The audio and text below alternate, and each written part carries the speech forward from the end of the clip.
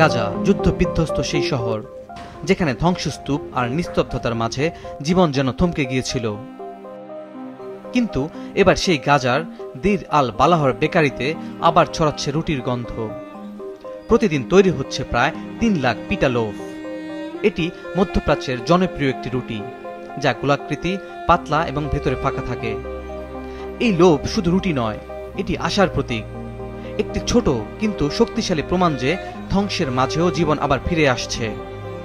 এই বেকারির শ্রমিকরা প্রতিটি রুটিতে ঢেলে দিচ্ছেন তাদের হৃদয়, যেন গাজার মানুষ আবার শক্তি পায় এবং ধ্বংসস্তূপের মধ্যে বাঁচার অটল ইচ্ছা জাগে। জাতিসংঘের সহায়তায় এই বেকারি চালু হলেও উত্তর গাজার দুর্যোগপূর্ণ অঞ্চলগুলোতে সাহায্য পৌঁছানো এখনও চ্যালেঞ্জের মুখে। যুদ্ধের কারণে ধ্বংস হওয়া রাস্তা এবং বন্ধ থাকা প্রধান রুটের কারণে হাজার হাজার মানুষ এখনও খাদ্য সংকটের মধ্যে আছে। জাতিসংঘের জরুরি ত্রাণ প্রধান টম ব্লেচার বলেন, হাজার হাজার সাহায্যবাহী গাড়ি প্রতি সপ্তাহে ঢুকতে হবে, যাতে খাদ্য, পুনর্বাসন ও মানবিক সহায়তা পৌঁছানো যায়।